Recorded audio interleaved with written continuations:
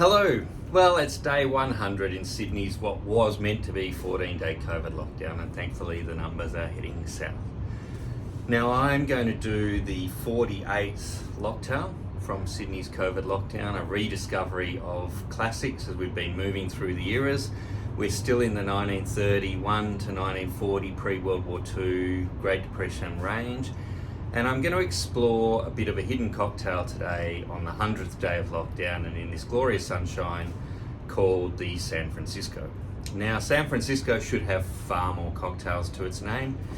It had Jerry Thomas after all, and just yesterday we did the Blue Blazer Flaming Cocktail by the Professor, the father of flair bartending. San Francisco should have more cocktails. By the way, Sydney should have more cocktails.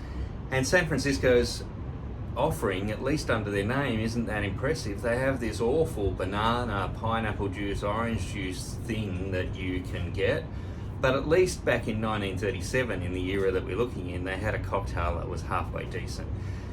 The weird thing is, it turned up in William Tarling's book, the Cafe Royale cocktail book, Coronation Edition, in England, naming the San Francisco cocktail.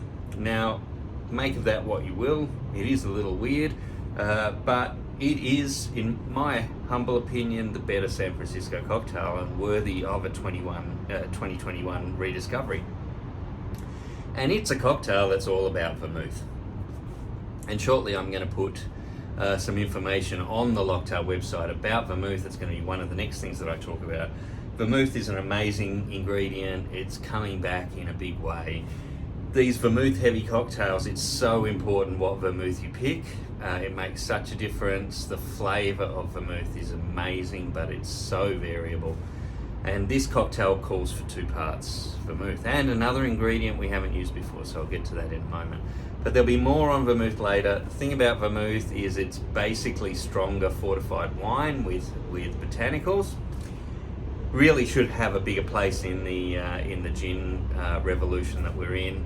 And the other thing about vermouth is, given its relatively low alcohol content, it does go off. So you need to keep it in a fridge and you need to use it within a few months because the flavour profile will drop. Every vermouth I'm using in this cocktail is less than a month old and has been refrigerated, so that I know, because I'm going to do a little bit of a battle here, which of these cocktails is the winner because I've used fresh vermouth. Anyway, more on vermouth later. So the San Francisco cocktail is a 3-part cocktail. It's a little bit like a Negroni in that respect. It is basically 1 part sloe gin. Now, sloe gin really shouldn't be called gin because it doesn't have juniper, it doesn't have the gin taste. It has sloe berries instead in it, S-L-O-E, and the sloe berries make it quite sweet. Now I'm going to try 2 different mixes here. I think I sort of made that clear already that we're in a bit of a race. And I'm going to mix 2 versions of the San Francisco cocktail. Now, I'm going to use in one of them this Dasher and Fisher Tasmanian sloe gin. It's a little bit on the tartar side of sloe gin, probably in a way closer to gin. It does seem to have a little bit of juniper in it. So 1 shot of that. It's not a super sweet sloe gin. And then in the other version of this cocktail, in the other race, I'm going to use Settler's Artisan Sloe Gin from McLaren Vale. This is a little bit sweeter. It is a very sort of bespoke tasting sloe gin.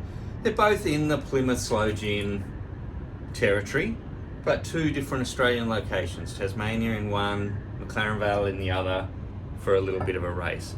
Now the next part of this cocktail is vermouth.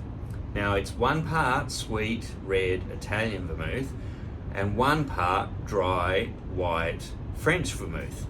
So we get to really explore this. So let's start with the French. I think the oldest should go first. So I have this amazing, pick the wrong one up. I have this amazing French dry Noilly Prat. If you're a martini lover, you probably know this already. Now, because I've got the sweeter sloe gin on this side, the McLaren Vale, I'm going to use the 1813 classic Noilly Prat as my French dry vermouth in that cocktail. In the Tasmanian one, which is a little bit sweeter already, and not that this isn't sweet, it is sweet, but I'm going to dry it up with the Italian. I'm going with the slightly younger, and I say only slightly because it's 1872 Lillet Blanc. A friend of mine, as I said in one of the earlier cocktails, calls it Little Blanket, and I think that's a great name because it wraps you up like a little blanket. This is just such a summer drink. Just put it on ice, take it out of the fridge, drink it. Buy a bottle. If you don't even make this cocktail, go and buy a bottle of Lillet Blanc, pour it on some ice, let it chill, have a drink when the temperature's really warm. You'll love me for it. Now the third part, Italian Sweet Red. Now again, I'm going to go older first. Let's go with the 1756 Capano Antico. This is a very classic Italian vermouth. It's going in the Tasmanian mix, the slightly drier start that we had. This is a very classic one. It's going with the Lillet Blanc. And then in the other mix, I'm going to use this new Oscar 697. You've probably heard me raving about this on the other videos. Very much Italian sweet red style, but it's a newish brand, very contemporary, label and bottle design out of Sydney, Australia. So there's our connection. Gotta love it. Nearly out of it. Nearly need to get some more of this. So there we have our three ingredients: Italian sweet red vermouth, French dry white vermouth, sloe gin. Now the only other things that are going in there is a little bit of bitterness. We're going to use a few dashes of orange bitters. I'm using Reagan's number 6. 1, 2, 3. 1, 2, 3. Now you can use Angostura orange bitters, not the regular Angostura, but it's just not as good. The Reagan's number 6 is the bee's knees when it comes to orange bitters. And then also some regular bitters. Again, you can go Angostura if you want, but given the era of these cocktails, early 1930s, I'm going to use this Boker's replica bitters. Just as Boker's was dying out, this was sort of the de rigueur bitters during these early cocktails that we're doing. So 1, 2, 3 for that, 1, 2, 3 for that. And there you have it. I have two head-to-head San Francisco cocktails.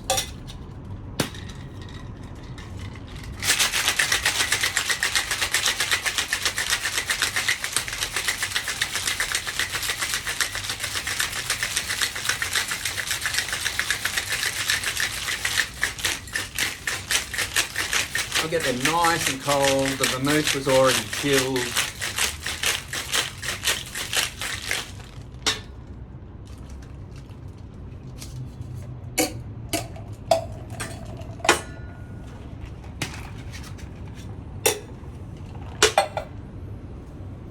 And we're basically going to try these head to head and see what we think.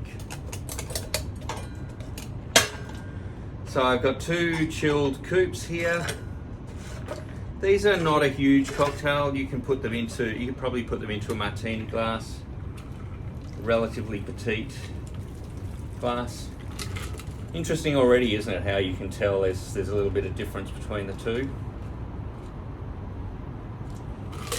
So two San Francisco cocktails. Now San Francisco, you need to get out inventing and come up with some more.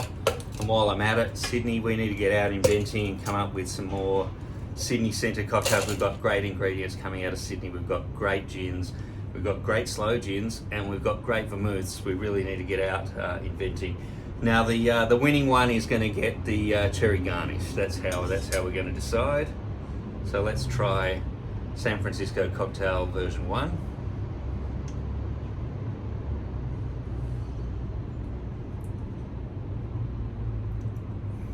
This is such a great balanced cocktail.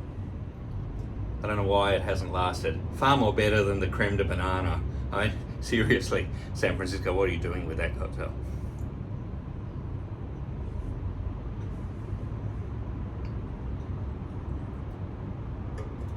Oh my God. And that is the winner. Now, in the process of doing all of that, I've lost which one it was, so I'm going to have to go back to the video and work out which one was the winner. But when I watch this back, that's the recipe that's going on the website.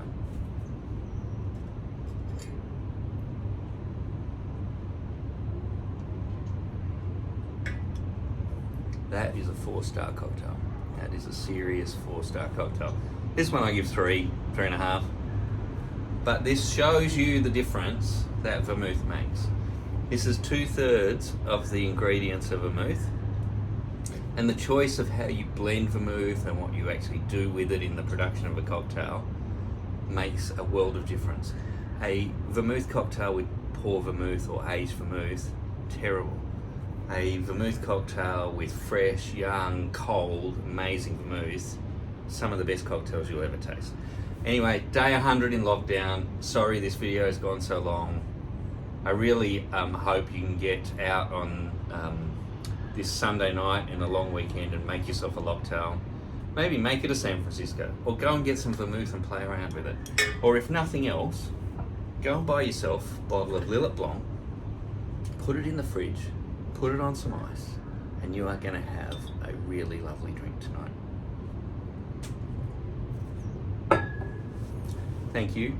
We only have a couple left in the 1931 to 1940 era, and then we'll be touring World War II's cocktails and moving on from there, and we'll see what happens as lockdown comes to a close. Thanks very much. Thanks for watching the videos. See you soon. Bye.